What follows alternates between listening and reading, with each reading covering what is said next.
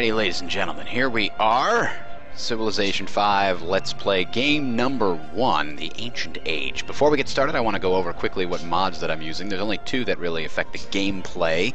There's a couple of interface mods and graphical mods and things like that that aren't really gameplay affecting. Here's the first one, City-State Diplomacy mod. Now, this one addressed a large problem with the original game that was somewhat fixed by Gods and Kings that I still like the implementation of this one. This is essentially trying to provide a more interesting interaction with the city-states in the game, and what it winds up doing is making the gold cost to get influence with a city-state to be much, much higher. So it's a lot harder to just buy your way, and it's not really an economy race to determine who controls a city-state. It has a lot more to do with geography, because it becomes much more efficient to build these diplomatic units and send them over to the actual city-state itself, and then you simply conduct a diplomatic mission essentially with these diplomatic units. It basically sacrifices the unit disappears, and you get influence as a result. They're called messengers, envoys, diplomats, ambassadors. It changes throughout the ages as you research new tech, but they do exactly the same thing. And the idea being, if the gold cost is higher to get the same amount of influence, and these guys don't cost that many hammers, especially with these buildings that increase your diplomatic unit production. So you can have a particular city that specializes in producing diplomatic units. It means that A, the city-states that are geographically near you have a much better chance of you being able to influence them and getting them to come over your side. No longer will you simply be able to buy off a city-state halfway across the world just because you've got a really good economy. So I really like the way that works. It adds a couple of world wonders as well that give you some form of diplomatic units. That's kind of cool. It actually adds a new type of great person, the Royal Emissary, I think, and that is essentially a super diplomatic unit for all intents and purposes. So that's kind of cool, and that's one thing you can select. For example, when you complete a Liberty Tree and you get a free great person, you can get a Royal Emissary and get a super amount of influence with a particular civilization. So that's the first mod that I use. The second one is part of the Communitas expansion pack put together by Thalassius. And this is a combination of two mods. It's the Civilization unofficial patch, and it's the both the Vanilla Enhanced mod and the Gods and Kings Enhanced mod. So this is the unofficial patch, and I highly recommend this to anybody playing the game. It doesn't really change anything mechanically with the game as far as the balance or anything like that. So if you like the original game and you don't want to change it, you should still get this mod, because it does make the interface significantly superior. It makes it easier to see things, get to things. You get a lot better indication. For example, the units have little icons above their head indicating what promotions they have, so you can very quickly and easily, without having to select every individual unit, find the guy who has that, specialty of amphibious assaults or what have you. You don't have to select every unit to find it. So very well done, very cool. The Civilization unofficial patch, you can find that in the workshop. Highly recommended. Now, the Gods and Kings Enhancement Pack mod and the Vanilla Enhancement mod are for the Gods and Kings expansion and the Vanilla game respectively. Now, they both do basically the same thing, they just do it for the different versions of the things. They add a lot of more interesting choices to the game by balancing a lot of the things in the game, and they also make things make more sense. City-states, for example, instead of just sending you a particular military unit every X turns, now all the military city-states, for example, contribute to a single pool. So if you have 3 militaristic city-states, they're all contributing these military points to a single pool, and then they send that to you. And the same thing is kind of true for the way that culture works. Instead of just you getting national culture, they actually ship the culture to your individual cities, which lets them grow faster. So it's a very interesting system that he's built here to create a really more balanced and interesting thing. Here you can see this is where he balanced the faith. You can go here and look at all the different things that have been done. The leaders all have been rebalanced to be more interesting.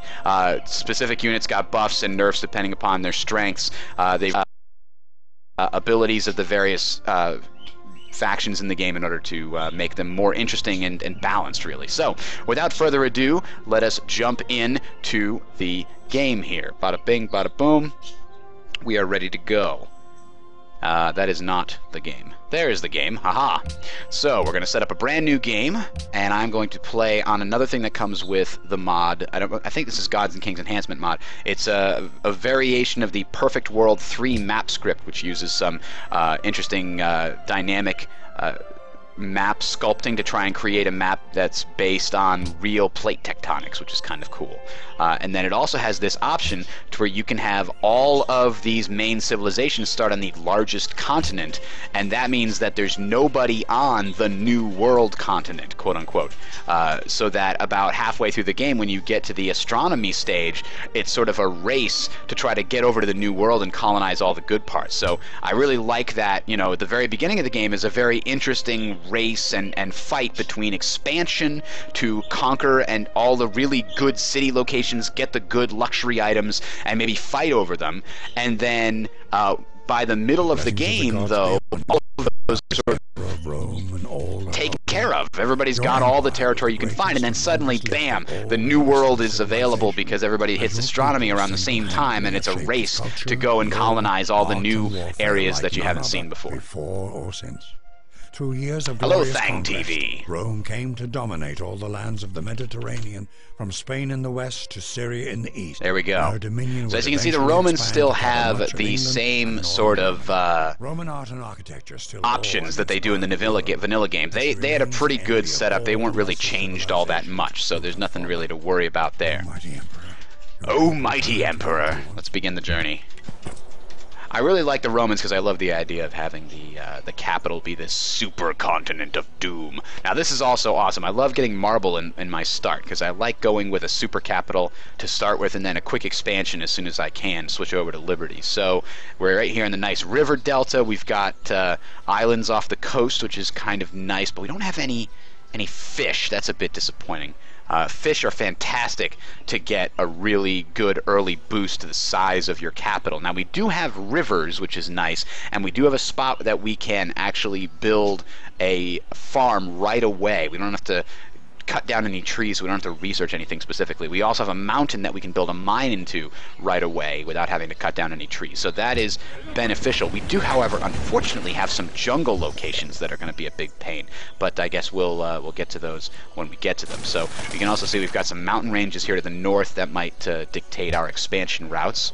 I always like opening up with a monument just because all the different cultural options in here in the policy trees are very powerful, and I want to get those as soon as possible. They really help you out. So I'll always like starting with a monument for that reason. Now we also get a bunch of gold here, and eventually we'll be able to buy either a worker or a scout, and the idea is usually if I can build stuff with a worker right away without having to worry too much about technology research, I probably am going to build a worker first, because I don't have to get animal husbandry to chop down a forest in order to do any of this. So the other thing is I am going to need mining in order to do that, but it's going to be a while before I can get a worker anyway. I might go for a granary or a shrine to get some early faith. Religion is kind of nice, so let's try going for building a shrine second and trying to get a pantheon of the gods as soon as possible, just because we seem to have that option. Ooh. We're quite close to the Mongolians, apparently. I didn't know English-speaking Civ 5 players or streamers were rare. I guess that's good to know. So we found the Mongolians to our north. Look at, they've got the one tiny pass through the mountains here. That might very well become a super strategic importance later. We can see we've got a city-state here. If we can get to them first, we'll get 30 gold instead of 15. So let's try to accomplish that next. Their scouts might get there first, unfortunately. We've got stupid warriors. Because Rome... Wait, how do they have scouts? Stupid AI cheating advantage. I'm playing on the king difficulty, by the way. Ooh, I like starting right next to a cultural city-state. That's very nice to get early. And they have furs, which are retardedly hard to get in most games. So that is cool. Now, I think I would want to expand up this way as soon as possible, but I also think I want to get writing to get them with to like me as soon as possible. Writing is where we actually get the these messengers that we can send diplomatically And also the Great Library. Great Library is probably the first wonder I'm going to go for, just because I'm already going down the pottery lane, and I'm also going to have marble fairly soon. So that's what we're going to do. We're going to go for writing as soon as possible, and then we're going to go for masonry as soon as possible to get that, and then back to... calendar's not going to be as useful because we don't have the ability to cut down trees, so we'll just call it like it is, one piece at a time. I definitely do want to get Prague to help us out here. This might not be a bad spot for a city, actually. You can see there's fish there. It's got a mountain or two actually nearby, close enough to be useful. This might not be a bad one either. That also gets access to the fish.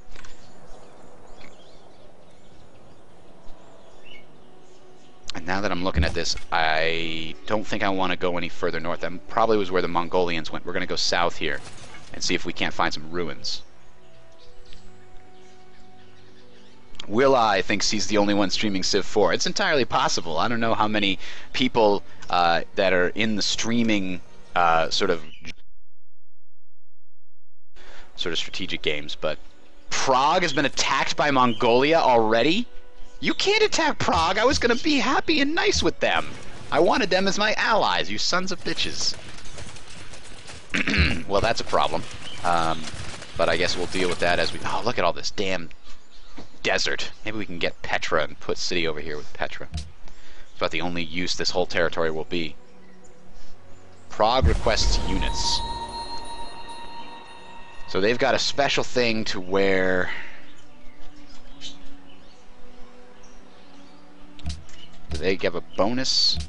No, that's not a quest. That's just them saying, hey, help us out, because there's more dyes. That's unfortunate. There might be something to the northeast here.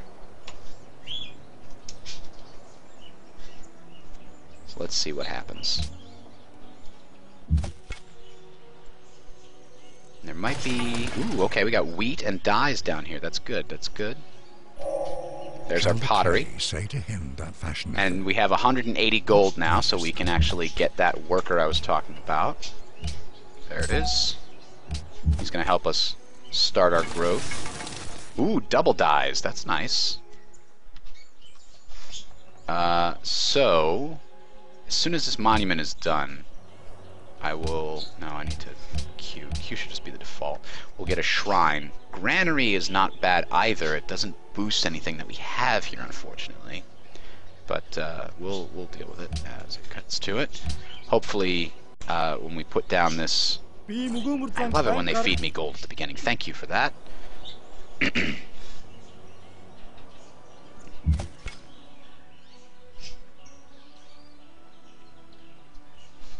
Huh. The game doesn't like your second monitor. You mean when you bring your mouse to the right, like I just did, it goes to the second monitor? Mine does that, but I thought that was because I'm in windowed mode, to be honest. I might be doing the wrong thing here. I think I'm going to need animal husbandry first, then writing, then we go to masonry, because I got to cut down trees and stuff. I'm not going to have enough time. I mean, mine does that because I think that's because I'm in windowed mode, but that's why I wind up using the mouse to drag the screen around like this with left click. I got used to doing that because of the problem with the second monitor. I'm not sure why it does that for you in full screen. That's really weird. I feel like that shouldn't be the case. Wow, look at this, all these fish. This is a city spot right here. I want this city as soon as possible. It's got 3 fish, 2 dyes, a wheat, and 2 mountains. 3 mountains. That is fantastic. That is unbelievably good. That is going to be a huge city. Meanwhile, let's get Rome cracking.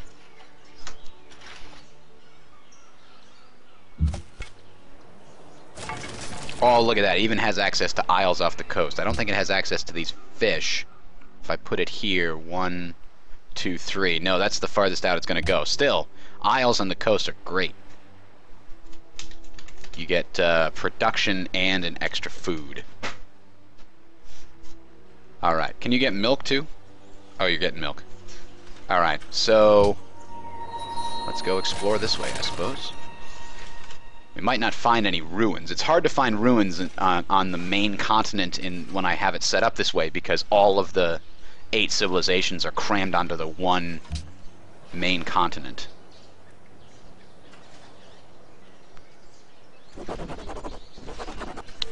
Alright, there's our first policy. I love this one because early in the game I do always have a lot of excess happiness, and let me see here. I have currently 12 culture per turn. When I hit this, I'm going to get 24. It literally doubles your culture per turn. That's a fantastic thing to get. Liberty doesn't seem to be useful as an opener until you have like 3 cities. Until you have 6 cities, Liberty is not equal to tradition, as long as you have at least 6 happiness. I mean, that is pretty ridiculous. But later in the game, that +2 culture in every city, that's not bad, especially because it helps the cities themselves grow faster. I mean, that's the main goal of that opener, is to make your cities grow faster than your newly founded cities. It's not necessarily there to boost your culture so much it is to grow your cities faster and widen them out. Because otherwise you would need a monument in the city in order to add culture to it. I mean, this is getting culture from the buildings that I have. The culture, 2 culture, and then monument gives you 4. So I'm getting all of my culture from that. So without that tradition opener, I'm sorry, without the liberty, your cities literally do not expand. The expansion does add some really interesting things. One thing that I really like about the expansion is the way in which the technology stealing works through the spies. Essentially, if you're ahead, you can't steal technology from anybody else because you're ahead. So you can't. Which means that... Oh, now that I'm looking at... Okay, these are going to be good too. We got 2 mountains here, so that's good. So that this means that the people that are behind get to take advantage of stealing technology from the person that's ahead, and it sort of acts as a catch-up mechanic, which is kind of nice.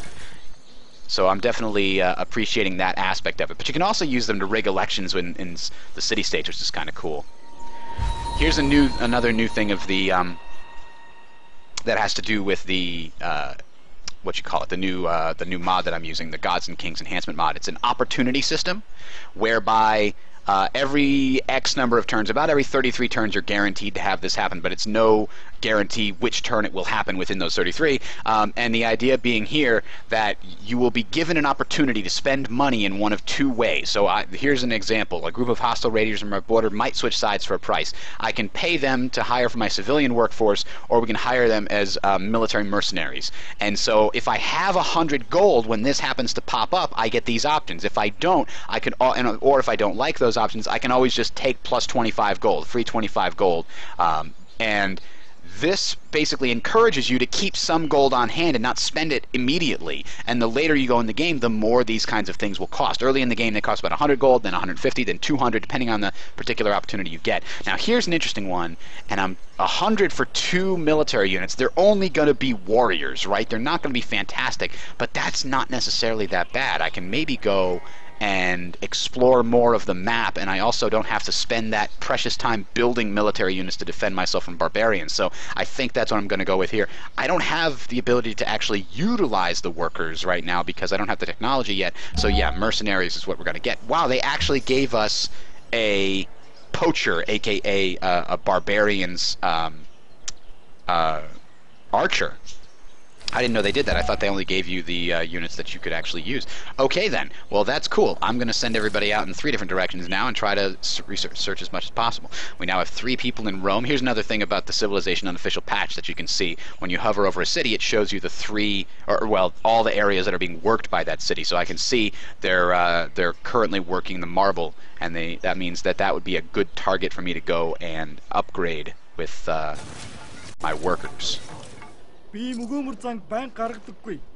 So they want to form an alliance here, and what alliances wind up doing is when you have mutual open borders, an alliance will double the income from the trade that comes through the borders. So that's another thing from the Gods and Kings enhancement mod, which is nice. Thou shalt not muzzle the ox when he treadeth out the corn.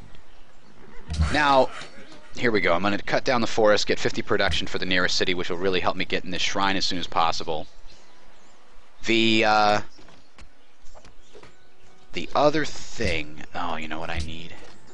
3 turns I'm going to get the boost to my science. I want to purchase a Mentor's Hall as soon as I can, because that really boosts your science. Not until you get about 4 people do I usually get a Mentor's Hall, because the Mentor's Hall scales in its usefulness with the number of people in your city, obviously. But I do want to research as fast as possible, because I feel like I'm a little behind because of the start that I chose. Going for the writing actually seems to be taking quite a long time.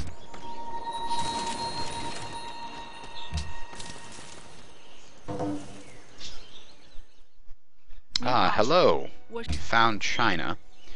Yeah, well, we're going to publicly defend Prague too, you jerks. Pledge to protect Prague. Now, what the pledging to protect means that you essentially automatically never go lower than 10 influence with that city-state, but that as well, when other people, when other cities look at that city-state and they think about attacking it, they know that they'll have trouble from you if they do. It kind of affects how the AI works. It's also affected me too, because when I see one of the AI that I hate protecting a city-state, I'm like, that's the next city-state I conquer, just to make them mad. Oh, we're the world's most well-fed. There we go. Ooh, we met the Montezuma. Look at his shiny, sweating chest. No, I don't play with random personalities. I suppose that's not necessarily... I don't have anything against it. Ooh, we got oranges. Oh, I forgot. We can now build a farm here. That's good. Get some good growth early. And I'm going to take advantage of this science boost, which, let me see here, we're getting 12 for free, so it's 15. This is going to increase by a third here, and it's going to increase our cultural income. This is what I always like to go second, because it means that I get more of these faster with the cultural buildings as well. So we got our, what was that, monarchy? Oops, wrong one. Yeah, monarchy gives you the bonus to science, which is going to be really useful. Now we're going to get writing as fast as we can, and that'll hopefully transition over to mining so that we can use these workers that we bought so early in the game. We got some silver over here. That's our third luxury resource. We got dyes, we've got marble, we've got oranges, which I definitely want to go over here as soon as possible too. This I don't foresee anybody getting later. Or earlier than me, because I mean, oh, it's got horses over here too. But I mean, this spot right here is going to be fine. I don't have to worry about somebody else coming and taking it because there's nobody nearby. This, however, I think it's probable that we have the Mongolians up here. They might go to the coast, so I want to get that first. That's my first city spot that I want to settle. And we're going to try and explore a little bit more around here. It's got some nice mountain terrain too. Look, you got mountains right here. So we can put it right here or here. This is better because it's next to the river here, so we get more of that bonus gold from the rivers.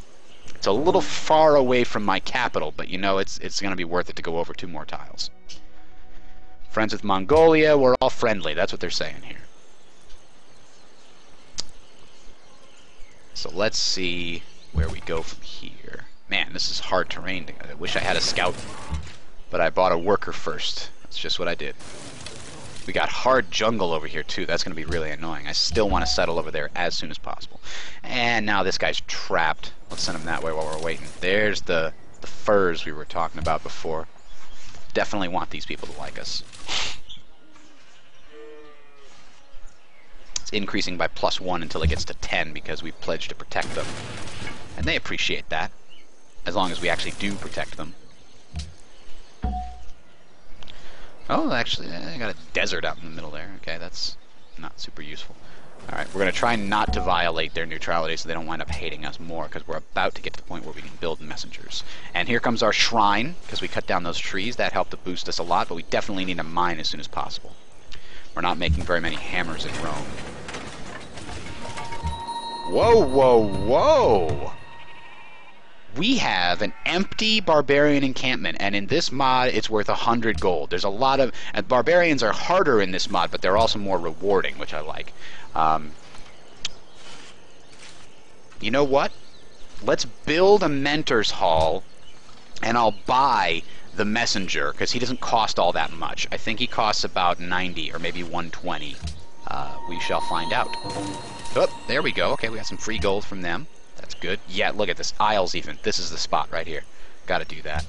Florence is under attack by Japan. Man, these city-states, another cultural city-state, which I want to get with me. This is going to be annoying that they're being attacked by the other civilizations. Hang on, let me put the link in the thing here. They're asking what's the name of the mod. It's called this Communitas Expansion Pack. It comes in 2 parts. There's the link for you. It's civmodding.wordpress.com. civmodding.wordpress.com. How am I confusing you? What's going on? Oh no, the scouts got to the damn barbarian encampment, you jerks. Ivory down there.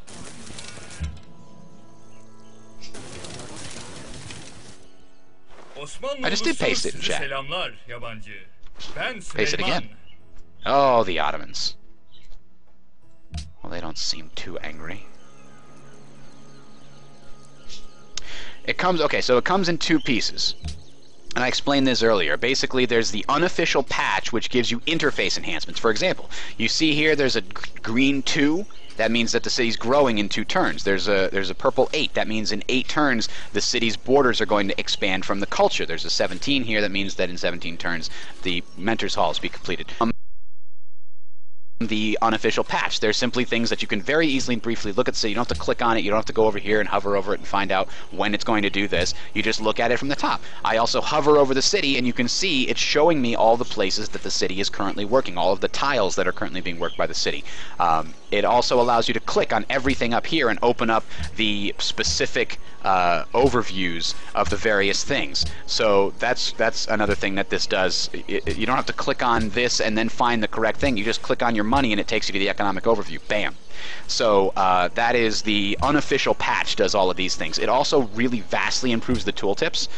If, for example, I go here, you hover over the scout, and you can see it pulls all of the information directly from the game files, whereas the vanilla game had a bunch of bugs when they would patch something, they wouldn't update the tooltip, so it said strength 6 when it was actually strength 7, or it had this ability which it didn't actually have, or whatever. In this, the guy who wrote the unofficial patch rewrote the code for the tooltips completely so that it pulls the strength information and everything that the tooltip displays directly from the file. So if you look at Granary here, it says food +1 on, and then it shows you the picture for wheat, salt, spices, and sugar, and it pulls that information directly from the game file, so you don't have to worry about tooltips ever being wrong. So that's another thing that the unofficial patch does. And the Gods and Kings enhancement mod, or the vanilla version, is the vanilla enhancement mod, known as Gem and Vem, respectively. Those change the balance of the game and make the decisions a lot more interesting and fun, because the vanilla game just has some things that are way more powerful than others, some civilization powers that are just way better, and clearly there's just a lot of decisions where you're not really making a decision. They're obvious. You're like, yeah, no, this is clearly the best way to go. It's not even there's no choice here. It's like, what do they call it? A Hobson's choice. It says technically it's a choice, but technically it's not, because there's one right answer. So that's what the Gem and Vem mods do for the most part. They do change some of the basic mechanics and stats. I can show you another thing that they do that I really like, actually. They add a new military unit. Upgrade tree. He who destroyed. I just got right. Woohoo! Upgrade tree.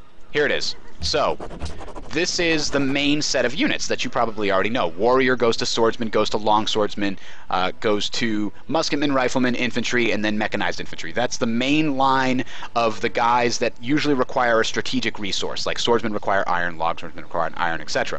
Then you have the archers, go to composite bowmen, go to crossbowmen. This is actually a new one from the Gods and Kings expansion. Doesn't have anything to do with that. Then you have spearmen, arquebusters. These all go to musketmen. Gatling guns are the defensing thing. So I don't think anything here is changed by the mod per se. However, there is a new line of units called Vanguard units. This is essentially an extension of the scout line. The idea here is that in the main units that we were looking at here, these are your main city attack units, the swordsman, longswordsman, etc. These are your main defense units. These are sort of auxiliary units that are good for specific anti-tank purposes or anti-horse purposes. And then for the whole game, you've got a primary expensive unit that costs a strategic resource usually, and then you don't have any sort of unit to build if you don't have those strategic resources, except for these auxiliary units. The Vanguard units are units that do not cost a military resource. They typically have lower strength than the main units, but they get upgrades which allow them to get bonuses to defense and scouting. So these are your main defense units. You put these in front of your strong units to defend them. So these units all get bonuses to defense, they get bonuses when next to friendly units, and they get bonuses to scouting if you'd like. So these are your scouts throughout the entire game. So you don't have to worry about trying to scout with horses anymore. You can scout with units that actually act like the scout and ignore terrain. That's one of the first upgrades all of these can get, is they can get the upgrade to ignore terrain. So the Vanguard line is a really nice introduction to the whole game system because it gives you extra unit types you can make that have trade-offs. These are cheaper units, they're weaker units, and they can have defense upgrades only. They're not really good for attacking, but if in a pinch you need defensive units and you don't have any more iron because your enemy blew it up, you can actually help to make some defensive units. You didn't get any iron or what have you. And that's the other thing the mod does, is it does a very good job of balancing the opening so that most all the civilizations have access to some strategic resources, and they usually don't get boned. Alright, so now we're at a quandary. I think I want to go with the aristocracy to get bonus for producing wonders, because as soon as I'm done with whatever it is I'm building right now, I don't remember what that was, it was the Mentor's Hall, I'm going to go straight to the Great Library, so I definitely want... Actually, that was a poor choice, because now... let me look here. How many people do we have? It only has 4 citizens. We're going to start in the Great Library right now, actually. That way we can take advantage of that, and as soon as we get mining, we're going to start building a mine, and that's going to help, as well as cutting down this forest is going to help getting the Great Library as soon as possible. I like the Great Library because it gives you a free library automatically. It gives you a free technology and great scientist points, so that helps boost you right in the early game. So let's try and do as best we can there. There's some free gold, thank you. And actually now, I forgot, we did learn the ability to get emissaries, so we're going to send emissaries over to Prague as soon as possible. Unfortunately, we're currently trespassing. There's Milan. Wow! We are surrounded by 3 cultural city-states. We might want to consider going for a cultural victory. You can only have 2 of the mods. You get the unofficial patch no matter what version of the game you have. You get the vanilla enhancement mod, if you don't have Gods and Kings. If you have Gods and Kings, you get Gem, the Gods and Kings enhancement mod. So that is really how those work. And it looks like we found the bottom of the world here. Now, I'd like to... I really want to go past Prague and see what's on the other side there, but I seem to be trapped because of the mountain range. So instead, I think I'm going to send him through here and find out what we can find out there. And these mods do auto-update. They're on the Steam Workshop. Actually, Gem has been in beta for a very long time, and it was just released onto the Workshop a couple of weeks ago because the author finally feels that it's ready for general release. Alright, so we've got Florence. And another big mountain range. That's the other thing about the Perfect World map script here that I really like. It makes mountain ranges really matter. It's not just random mountains that don't wind up blocking anything. Yeah, you can search for Gem or Vem, G-E-M or V-E-M, respectively, and CiV Up is the CiV unofficial patch. Okay, so we've got that. We're going to make our way over to the mountain here, and hopefully by the time we get there, we'll have the mining upgrade. Man, I seem to be on a freaking... Look at the way this world is set up here. And there's a mountain range here that's blocking access to this whole area. So if we get sailing and the ability to cross over here, we'll be able to get this before anybody else does. We can't even explore it right now. That's interesting. It's a really interesting map. And here you can see this is sort of a basin, a sort of rainforest basin, because as you can see down below, this is clearly the tundra area. This is the lower part of the southern hemisphere, but then as you come up here, the closer and closer you get to the sort of equator area, we're seeing more and more jungle. And this is obviously a rainforest because you got all these rivers flowing out. Actually, same around here too, a little bit, just a little bit. here on the eastern coast. And then on the western coast, it's all desert, which is kind of the way that it works. He tries to recreate realistic weather patterns and stuff. It's kind of cool.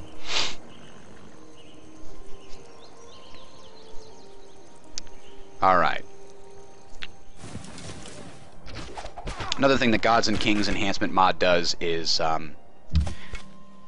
the base game does a really interesting thing with the palace.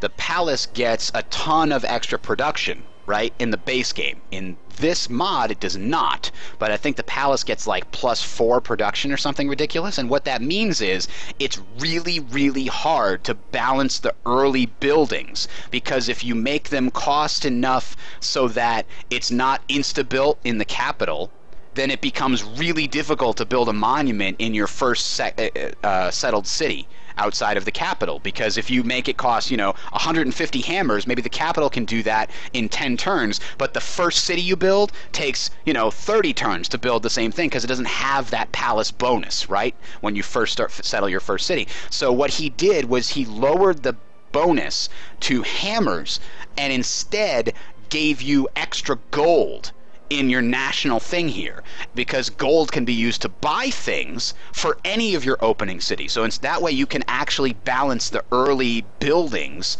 such that they are balanced across all of your early cities and not just balanced against your capital or against your expansion cities. It's because you didn't want the situation where your capital can insta-build everything, and you also don't want the situation where your capital is the only thing that can build anything in a reasonable amount of time. So that helped solve a huge problem there that didn't seem to be identified by anybody else, but I tend to agree with them on this particular number. Ooh, we might be able to take a free barbarian encampment here, thanks to the Chinese.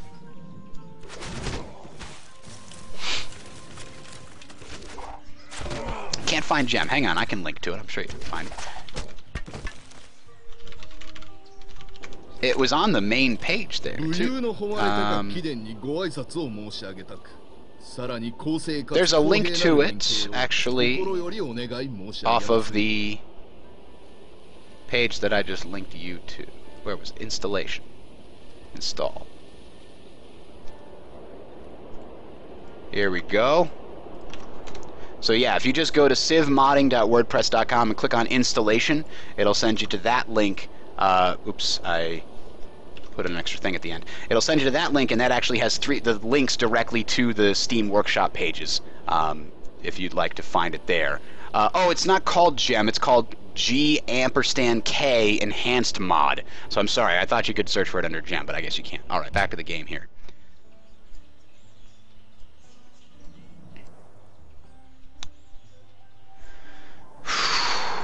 Alright, mining is going to be coming up here soon. Or we unfortunately wasted one turn with our scouts because we were a little too slow. Oh boy.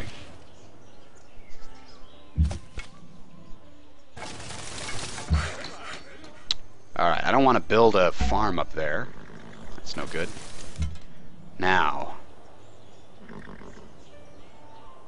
if I weaken these guys, he's going to walk in and take it. And, ugh, I hate to do that. Let's just fight these guys over here for now. We're going to get some experience on these archers, and they'll upgrade to better versions. I think Roman poachers are, let me see, they're 6 strength and 5 ranged attack. That's not as good as actual archers. Actual archers are... Oh, interesting. Actual archers are weaker in melee and stronger in range. Because we got the barbarian version of archers when we took that opportunity earlier. Vem is specifically for the vanilla game. Gem is specifically for the Gods and Kings and expansion. So if you have the expansion, Gem is designed to balance the expansion components, including religion and all that other stuff. Vem balances everything in the vanilla game without having to, without breaking. You know, if you download the wrong one, you're probably going to get a bunch of bugs, or the game might not even launch because it's trying to change things that don't exist.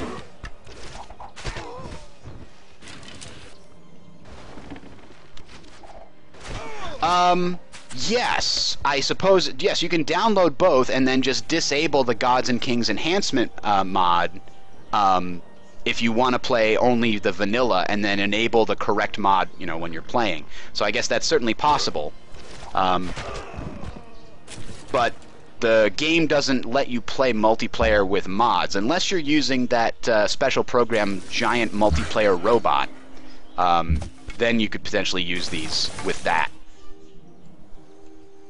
I really wish they'd add modding support to multiplayer. It's a huge, huge shame that they don't have that yet. Its mineral rights. Alright, there we go. We finally have mining, and what is it? Turn 38. That took a long time. I usually go for mining fairly early.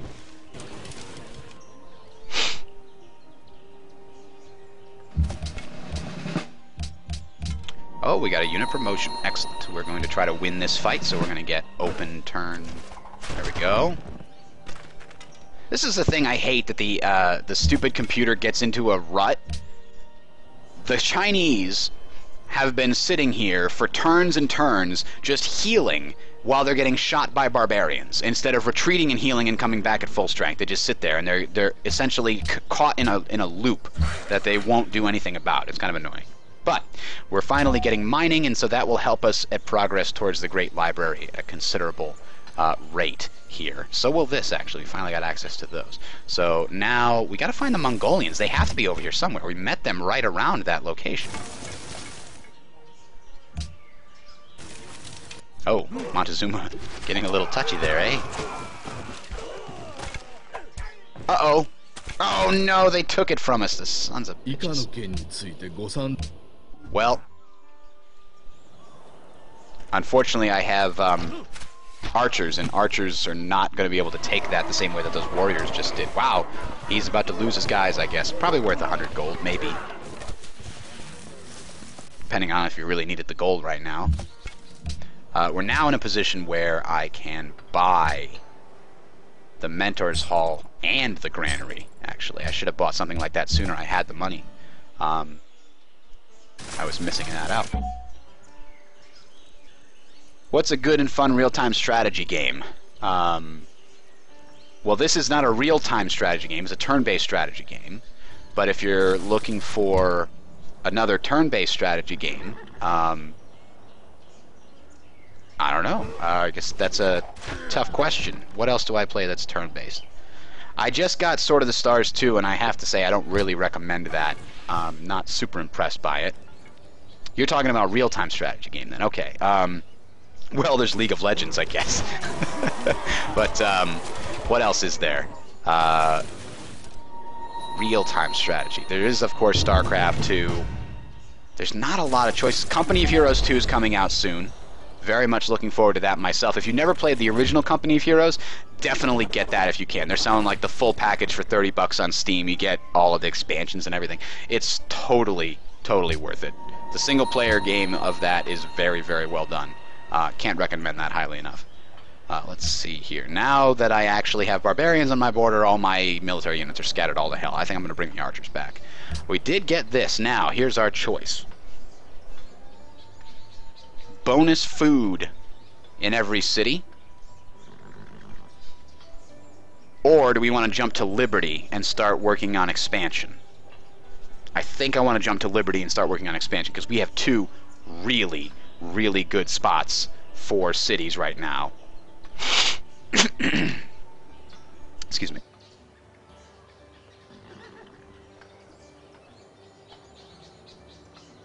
I'm going to need some water. However, 20% surplus food, that helps all the cities grow. It's a tough one. I think I'm going to go for Liberty, though. By the time I get to collective rule, I've got 12 turns in order to get military units back here and secure this location from barbarians so that I can send my settler over and take it. Let's keep building the mine.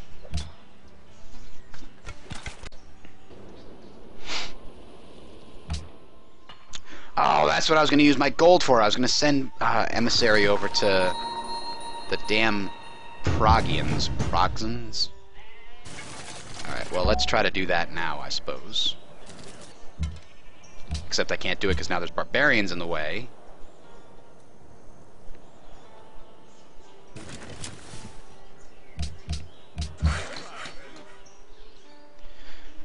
don't think those barbarians will be able to get my workers here because they won't be able to move a second time once they go over the river.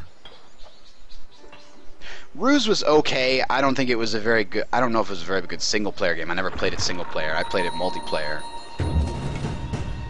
Alright, this guy can keep exploring in this direction. Ooh, okay, that's not bad.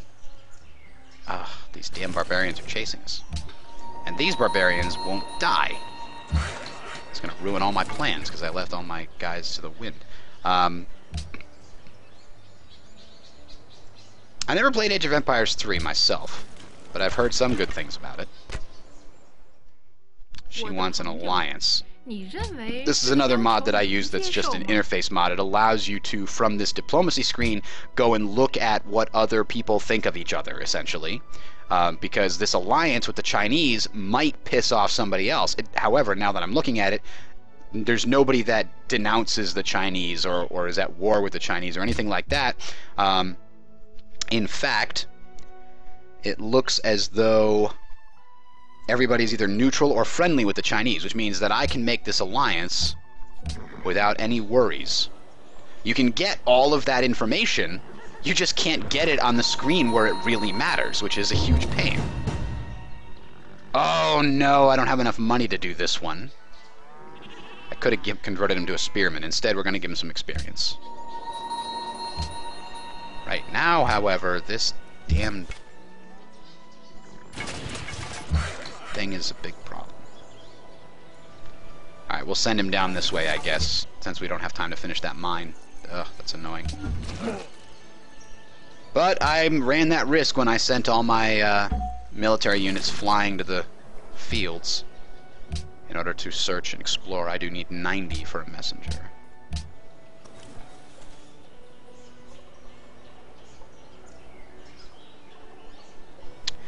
Well, like I said, part of the relationship deal... There we go, 100 free gold. Thank you for leaving the encampment. Part of the relationship deal is you have to check and make sure... Oh, there we go. I gotta take care of something here. You have to check and make sure that you're not pissing them off by allying with somebody else that they hate, for example.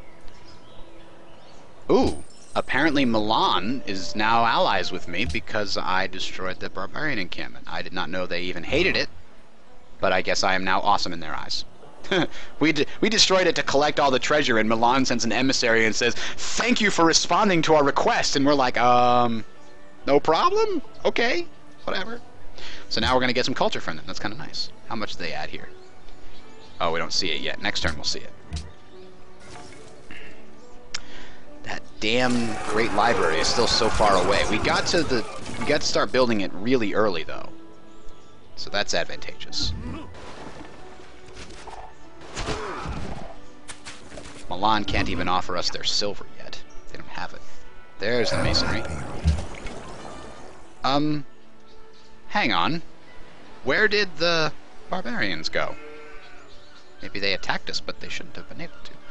Anyway, I guess, we'll start building our quarry. Alright, now I have a clear line of sight between Rome and the capital there. The other one disappeared too. That's weird. Okay. We're going to purchase our messenger and send them over to Prague. I would like to send them down to Milan to make sure we keep this alliance. It's just so far away. There's definitely barbarians between me and them. It's just not worth sending the emissary out alone. Once I get a little closer and get some more military units that can follow them around, then maybe. Let's see. So now would be a really good time... Ooh, pyramids gives you a free settler. Ooh, I don't know, but bronze working lets me see iron, and if I settle a new city, I need to be able to see the iron to know where to settle. Romans need the iron, but I think pyramids, with their worker improvement speed, I want to do some fast expansion now that I have some good spots to go to. We can see clearly I have a huge amount of territory over here, I can start spreading out as fast as possible, so that's going to help. And we are 7 turns away from founding a pantheon, according to this. We did get a shrine pretty early.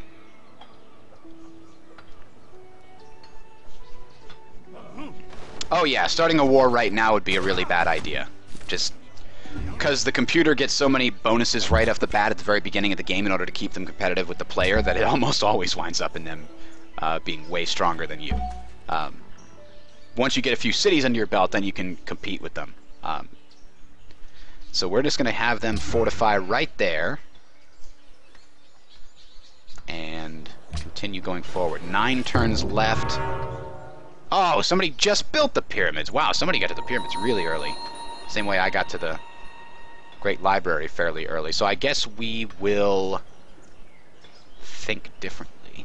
This does let us construct villages, though, and we're going to need money if we expand fast. So this is still not bad, since this also gives us a trade, the market. So I guess I'll keep going with trade until we finish it, and then I do definitely want to go bronze working.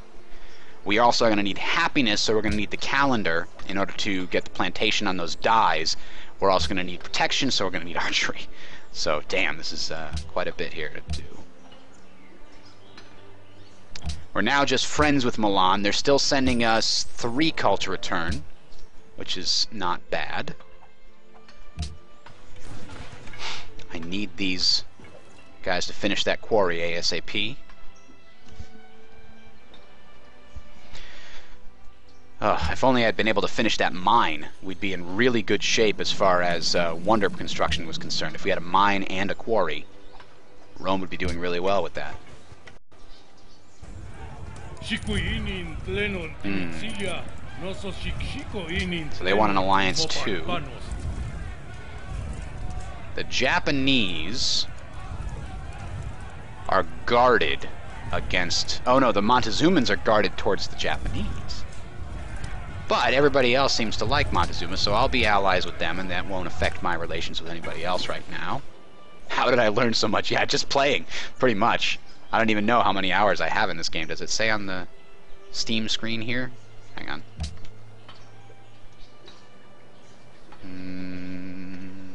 There it is. 388 hours total playing Civ 5. So there you go. I think I've finished perhaps 5, maybe 6 games in all that time. I usually just wind up getting bored by the time I get to the gunpowder era and restarting, because I always find the beginning part of the game much more interesting. Or I've gotten to the point where I can see I'm absolutely going to win and there's no question, and it's just going to be hitting end turn for like 20 minutes straight, so I say screw it, I don't even want to bother with that. Alright, here we go. +1 settler at the capital. Collective rule. Empire. And even the computer recommends that spot. So we'll be sending them up that way, and these archers will be their defense to make sure there's no barbarians over here.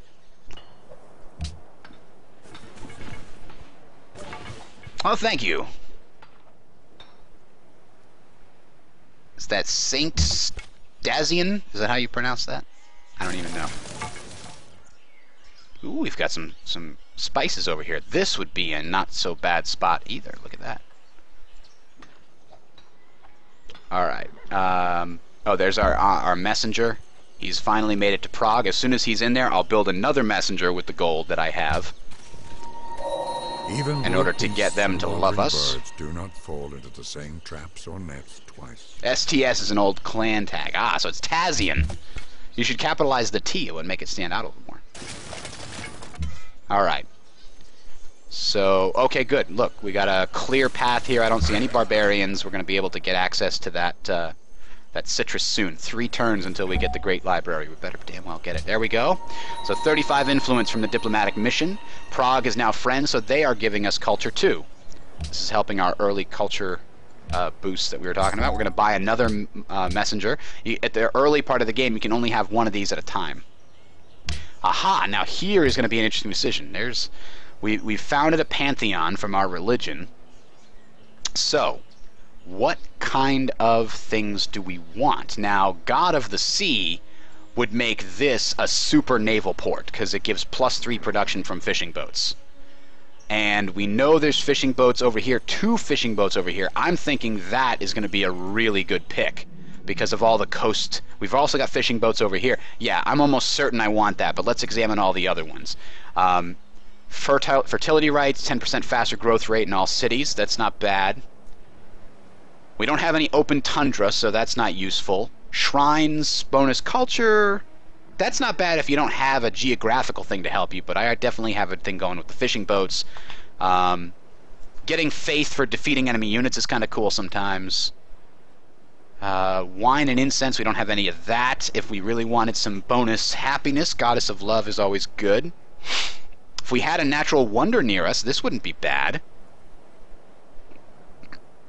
3 science and cities with a trade route. This is another one I love to go for early in the game. If I'm planning to expand to a lot of cities, that helps a lot. Plus from happiness with cities on rivers. That's actually not bad either, but that's a early game boost. This is a later game boost. I usually go for that just to get the... I think I really definitely want to go with the fishing boats one. Because it's just going to be so useful for those 2 cities, even if Rome doesn't take advantage of it. God of the Sea.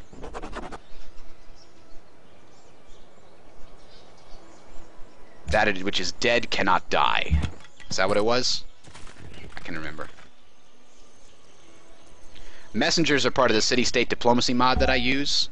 They give me influence with the city-states. Basically, the mod was created because in vanilla Civ, it was way too easy to just buy all the city-states in the world. No matter how far away they were from you, you just buy them. They just all love you now that you buy them. So what they did was they increased the cost of these diplomatic missions. I think it used to start at like 100-something gold or something to get 25 influence, and now it's 250, so they make it a lot more expensive, but instead they give you a way where you can either build or buy these diplomatic units and send them to go to the city-state itself in order to get the city-state to like you.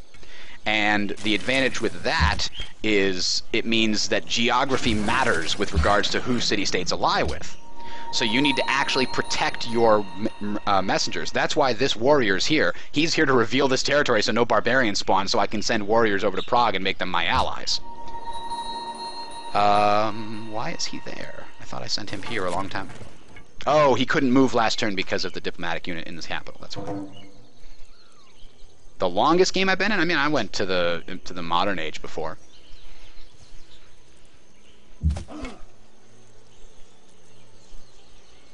City-State Diplomacy Mod, also known as CSD. I think if you search for CSD on the Steam Workshop, you'll find it. I had it open here earlier, actually.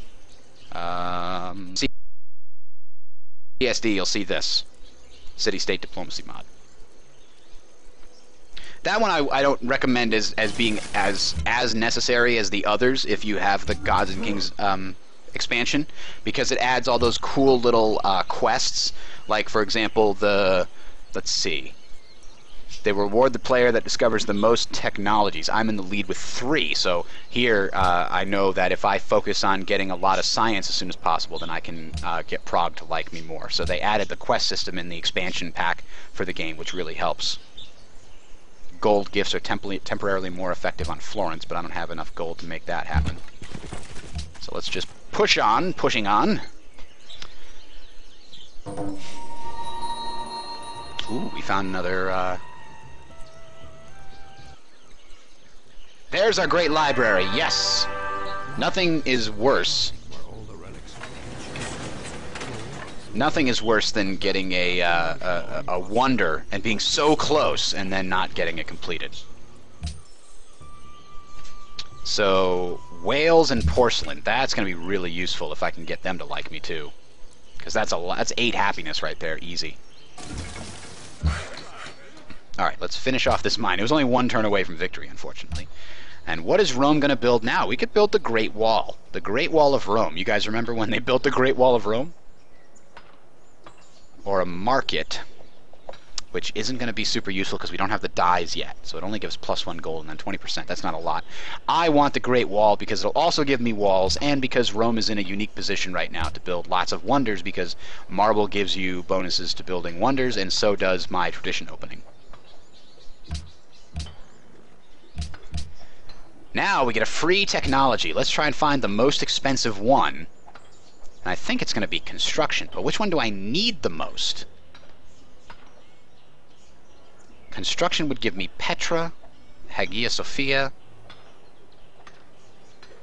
I wish I wasn't already this close to bronze work, damn it. Or if I was already had bronze working, I could get iron working for free. Ooh, water mills are super useful right now. That's actually going to be more important than construction. Even though I actually would get more bang for my buck for getting construction for free, I think I want the wheel. Because water mills with that 3 production, 1 food really help grow your cities faster. And it lets me remove jungle. I think that's definitely at the wheel. That's the one. Wisdom and virtue are like the 2 wheels of a cart.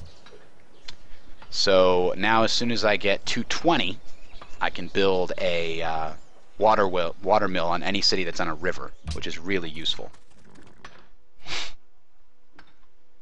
There's only the one expansion. The Gods and Kings expansion is the only expansion for Civ 5.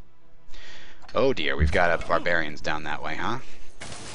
I'm still exploring with my basic warrior unit. That's probably why I never found any ruins. Everybody else is running around with scouts, and my warrior's moving 1 tile at a time through the jungle here.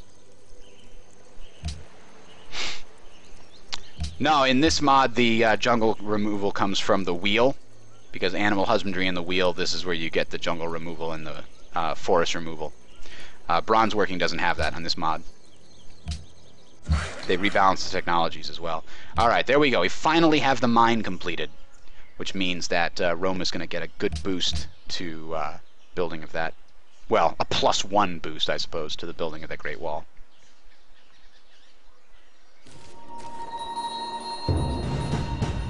Here Hector enters, with a spear 11 cubits long in his hand. Here's a new world wonder. There are 2 of them that have to do with this special thing that it can do for hills. So this one gives you bonuses of food on hills and border expansion on hills. The other one is a faith bonus on hills, which is kind of interesting. So let's see, now that we built that, what the hell do we want our scout to do next? Or not our scout, our worker. Ideally, I want him to build a plantation here. I've got 5 turns before I can do that. So I guess I'll send him here to the jungle and cut that down. Yeah, we got our second city. Here's the thing, if I wait 3 turns, I'm going to get a policy. If I found this city right now, it's going to take 5 or 6 turns to get this policy due to the way that the policy system works. More cities increase the cost for these policies. So I'm going to just sit here and wait for 3 turns. It's very close.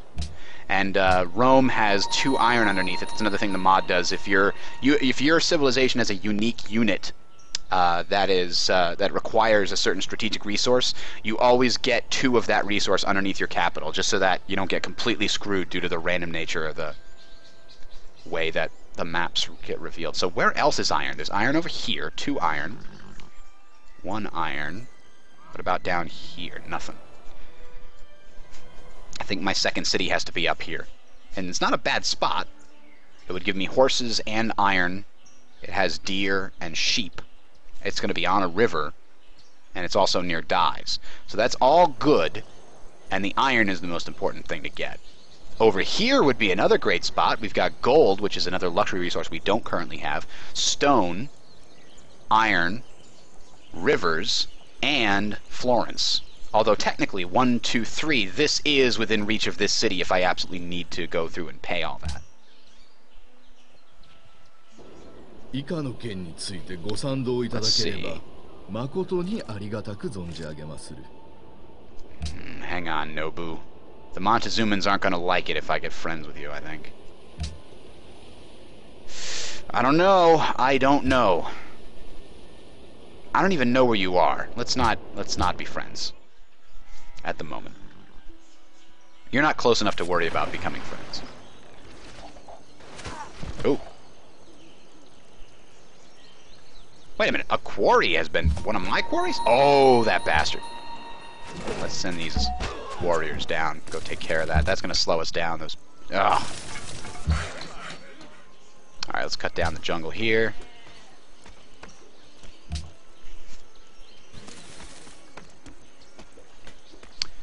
Alright, 1 more turn after this and then we can get our policy. Alright, these warriors are done exploring. I'm going to send them back home and help out. There we go. Now, Prague is friends. They're now allies. We have 73 influence with them, so we've got a good 13 turns of their full culture. And hopefully they will get connected to these furs soon, and I can get the happiness from that. Here's another interesting thing that the mod does, and part of the way that it makes the barbarians a little bit more difficult is based on where the barbarians spawn, they get a unique bonus to move speed in a particular type of terrain. It could be deserts, tundra, forest, or jungle.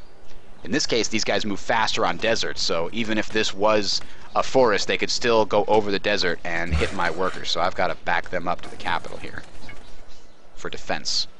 Meanwhile, the warriors are going to go try to take care of business. Alright, next turn we found our city here, so nobody else can get access to this fantastic location.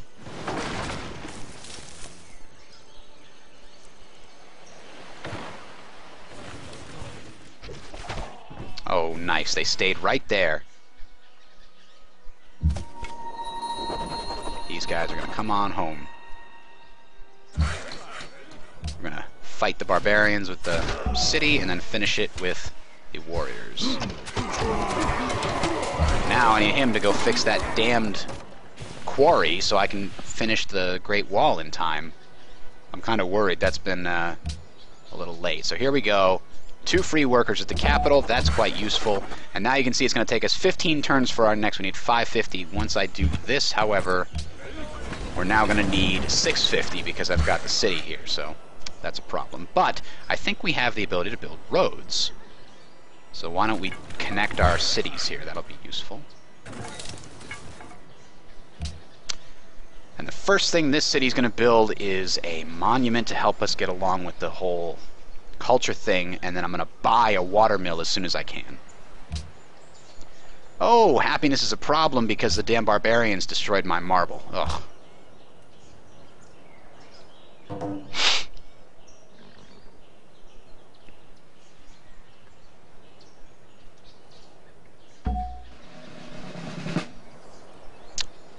Let's go with rough terrain for them. Finish cutting this down to get bonus production. You are going to build a road. Let's repair that quarry, and I'll fix our happiness problem. And then we'll also be able to build the calendar plantations. Good times. There it is. Teach us to number our days so that we may. Terracotta Army would give you a city with full border expansion too. That's not terribly bad. Let's think here.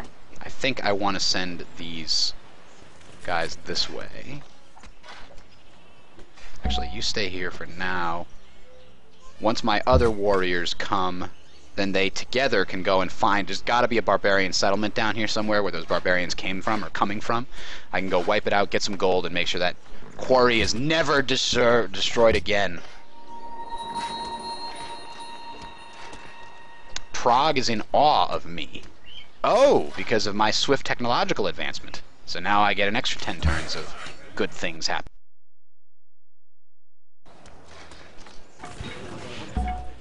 Alright, now we can also... Oh, I sent the wrong people! Damn it! Oh, I hate it when that happens. Now I'm gonna lose my workers, because... Oh. The workers was to go up here, the warriors was to go down there. Son of a bitch.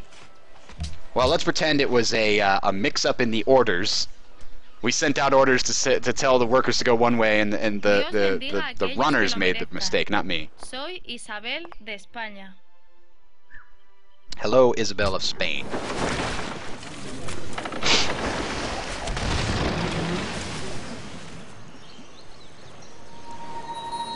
Yeah, there goes my damn civilian. So now, we were going down here specifically to take out the barbarian encampment. Now we're going down here to take out the barbarian encampment and get our worker back.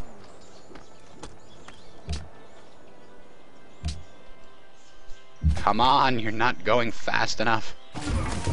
There's another barbarian encampment, son of a bitch. I think I got those 2 free workers a second ago.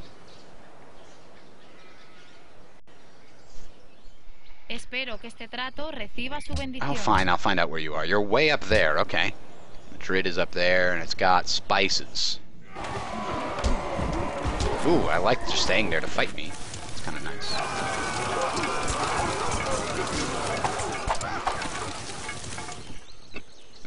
I need more money. After the 6 is hour. not enough. Oh, here we go. Renowned warrior. This one. Send them new weapons. I definitely could use a spearman in this particular situation. Now, where's the next technology we'll go to? We've already got the ability to build plantation for the citrus. We could get our first Vanguard upgrade for the scout here. Barracks. Or we could get the technology to build a legion that will help us protect all the stupid civilian units against the barbarians. And then... Ooh, wait a minute. I'm thinking about how awesome the Colossus is. We're gonna get that the next time, hopefully.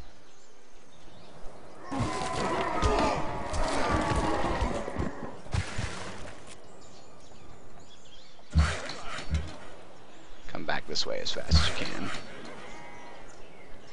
Damn it, I can't get dies again because these guys are gonna... Ugh! So what do we want our capital to be? Is it going to be our science capital? It's obviously going to have some production. We'll build a village here.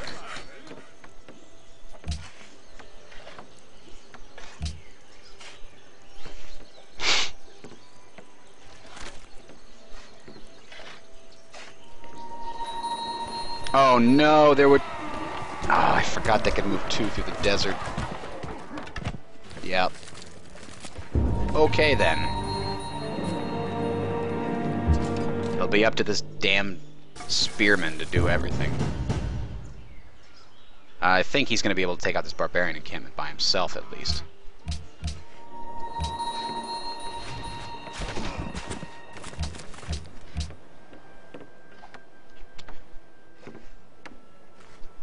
Well, that's a setback I should not have let happen.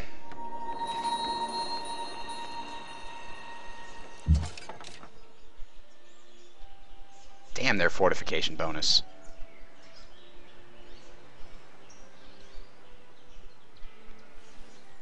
But if I fight these guys for a while, I can get enough experience to, when I go over here, fight better. Oh, and we lost our happiness again. Ugh! Barbarians!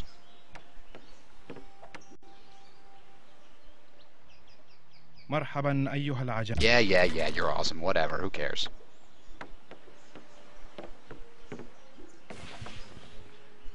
Uh-oh, they left. I don't like that.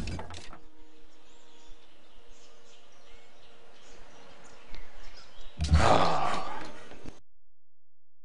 I don't have enough military to do what I need to do. That's why I'm building legions. They will start being pumped out as soon as we finish the Great Wall.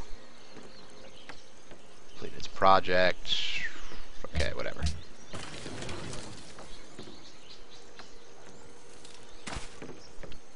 Well, yeah, but the production capital. It's true. It's going to definitely get plenty of production. I'm definitely going to put a mine in these hills because it has to. It's the biggest city. It's going to be most useful in producing all of my units early in the game. However, there's not enough mountains here to make it the production capital of my empire. For example, the main reason this matters is because of the national wonders that you can get that give you bonuses to production, to money. For example, I think that here we go. National Treasury gives you a % bonus increase to gold. So what you want to do is pick one of your cities, and if you're going to build for example, the Colossus, which gives you a bunch of gold, you also want to build your national treasury in the same thing because it gives you percent bonus increase. In that same city, you want to have a lot of villages, and you want to take your great merchants and have them put the counting houses or whatever they make in the areas around that city, such that that city gets a lot of base gold.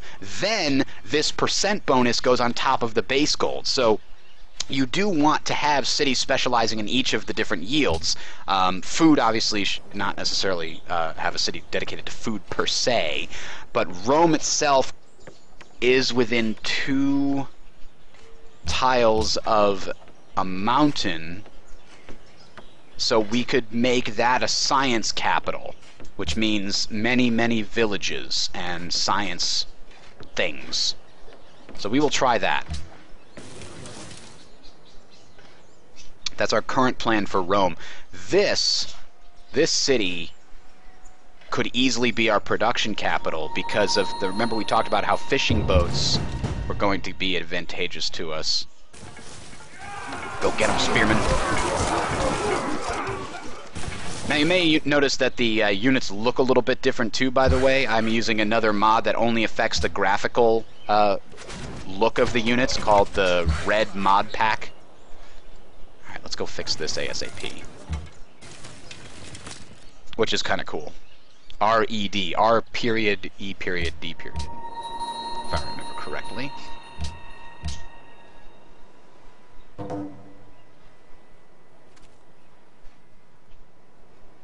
Man, that worker... Losing that worker is really going to put us behind. This is a nice spot for these guys to be in. They're getting a lot of experience and they're not really in danger of dying in this forest. Bingo, bango, bongo.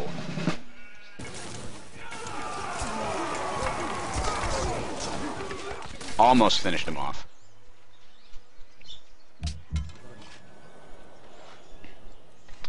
We'll send the archers down that way and see if they're more useful.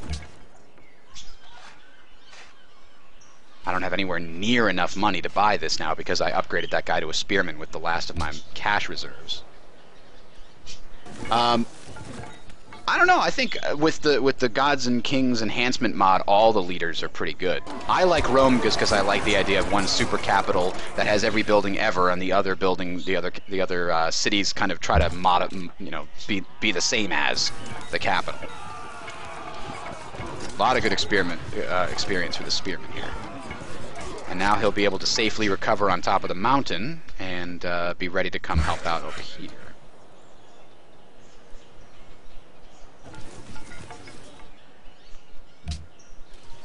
Oh, you know what we need next is sailing. Wait to strike till the iron is hot, but make it hot by striking.